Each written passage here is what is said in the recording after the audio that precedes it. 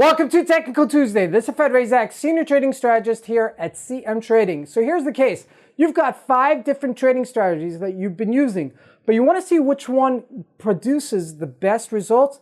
This video is for you. But before we start, smash the like button, share, and do subscribe, especially if you find value in this presentation.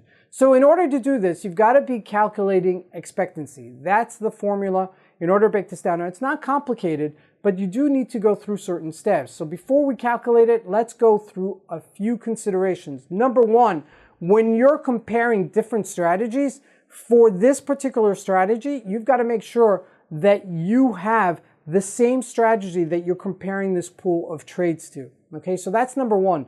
Number two, you don't care about winning streaks or losing streaks. They're part of that trading strategy. Okay, so if there's a losing streak or a winning streak, it's fine. Okay, as long as that strategy is producing net positive results, you're fine with it. Even if 5 out of 8 trades are negative, let's say you had 1 good trade and then 7 bad trades, and then the 8th trade was another good trade, it doesn't matter. Okay, you're comparing the strategies because net, you're still positive, and that's the important part. Number 3, you've got to be capitalized throughout all of these trades, because if you're fluctuating with capital and you're not utilizing that capital throughout the entire, you don't really know what your true expectancy should be. And lastly, the method implemented in every opportunity used, meaning that you're using that strategy at every given opportunity that you can produce. So you could also see time-wise how long it takes you to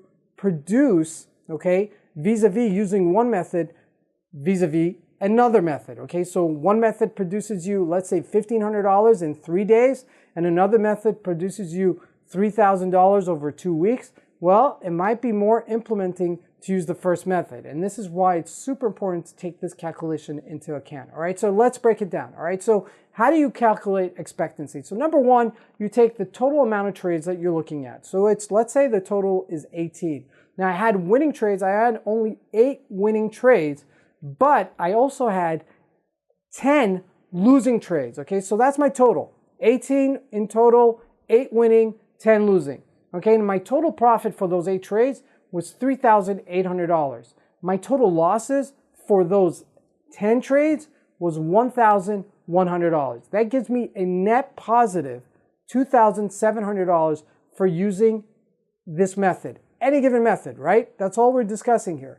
So far we're good. We're net positive, and we want to just calculate to see my expectancy by using this trading system, okay, what my expectancy over a long term using this particular trade, okay, in the future produces how much money per trade. All right, so how do we do that? So number one, what are my odds of winning? So I basically take my 8 and I divided it by my 18, okay, which is very simple, and I get 44%. 44% of the time I am winning using this strategy.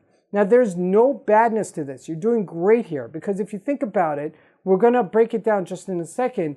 But on the losing trades, right, out of the 18 trades, I'm losing 10%, 10 times, right? That gives me 56%.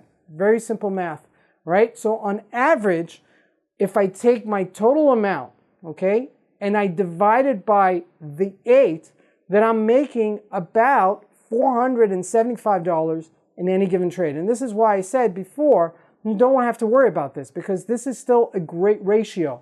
Because on every losing trade that I do, because if I take the 10 and I multiply it by how much I'm total making, right, I'm losing about $110 in every given trade. Okay, so my winning trades vis-a-vis my losing trades is fantastic. It's almost 5 to 1, right? It's $475 to $110. Now this is where it gets a little bit tricky, and you got to do some creative math here. Okay, now if we take my odds of winning, which is 44%, and I take my average win and I multiply them, I get $211. That's my winning. That's my total winnings if I produce, okay, my 44% multiplied by $475. Now on my losses, if I take my odds of losing vis-a-vis how much I'm losing, average loss, that means I'm taking 56%, multiply it by $110, I get $61 at 11 cents.